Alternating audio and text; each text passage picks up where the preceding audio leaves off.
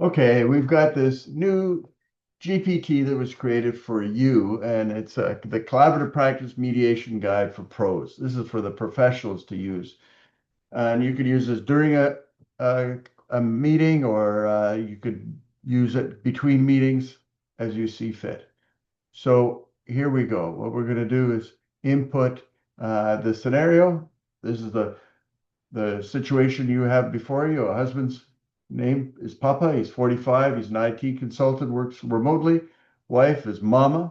She's 43. She's an elementary school teacher. There's two children, ages 10 and 13. They signed a collaborative agreement, and they've had three full team meetings with the lawyers, the financial, and family coach. The facts that led to the impasse: the couple agreed on most parenting issues, shared decision making, parenting time, and so on. The sticking point is the family home. Don't we often see this? The home is in a desirable school district and close to Mama's work. Mama wants to stay in the home for at least 3 years until the youngest finishes elementary school, but Papa wants to sell the home immediately and split the equity. The financial neutral has presented the data that there's about 400,000 equity in the home. Mama's income is 70,000. Papa's income is about 120,000. Mama can't qualify for a mortgage buyout without significant spousal support or creative financing. And at the last meeting, emotions escalated.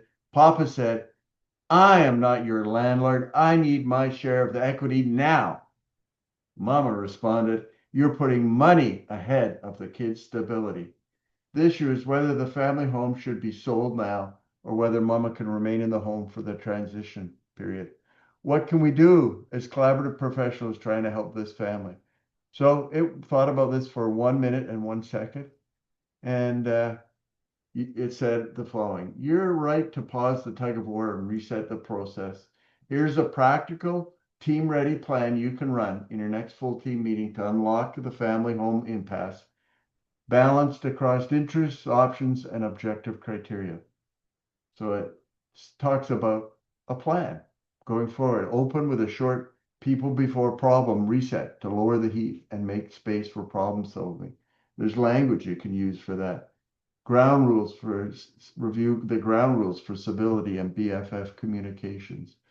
Um, Name the process. Then it talks about make the decision solvable with objective criteria. Look at what that criteria might be, guidelines or whatever there might be. Generate multiple option packages and then evaluate. So brainstorm. And then it even comes up with some options that it's created as brainstorming options to consider. Deferred sale and partial equity release, graduated buyout, co-ownership, sale and stay, nesting, um, and then look through the parenting and stability lens. Uh, Plans should be individualized to the kids and the financial circumstances. So let's look at those elements.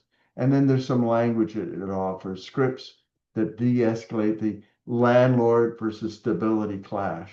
These are ways of reframing the words that were used by each of the parties. And the financial neutral can model with an after-tax class cash flow comparison of three or four different options, looking at the guidelines and so on. Concrete implementation checklist, which would go in a memorandum of understanding you might consider. There's a 90-minute meeting agenda that might be helpful. Guardrails, all this in 1 minute. And then it suggests you could look at the Harvard Program of Negotiation, Principled Negotiation Overview, or the IACP Standards and Ethics, and of course the guidelines in Ontario or wherever is appropriate. Then I asked it, because it's a conversation, I asked it to give me examples of things I can say to both of them at the next joint meeting to help them move off their positions and toward considering solutions that meet both of their interests. Wow, here it is. Actual language, opening reset, how we can lower the heat and set the roadmap, looping and reframes to help them focus on people before the problem, interest revealing questions, joint option building questions, objective criteria, conditional if and then proposal, test BATNA, on and on and on, all there. Language that you can use immediately in the next meeting to help you.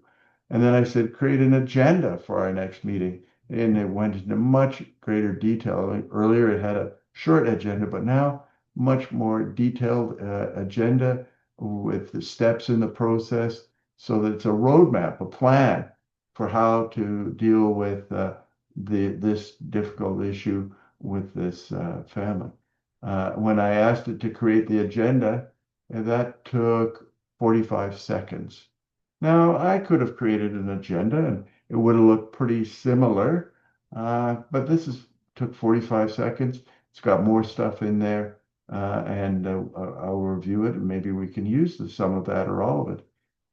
And it talks about different tools that we can use throughout the process. The 2-minute reset, where the coach will help pause, name the need underneath the heat, and restate the shared interests and resume. So that's a tool that can be used. The brief caucus, the if and then testing, whiteboard prompts. What would make this like workable agreement for both you? Under what conditions would you be comfortable? So there's specific language that you could use during the meeting, and then even between meeting tasks, the financial neutral to deliver finalized comparisons, various scenarios, Papa to consult lender, Mama to confirm insurance and maintenance plan, council to draft memorandum of understanding clause and circulate for comments.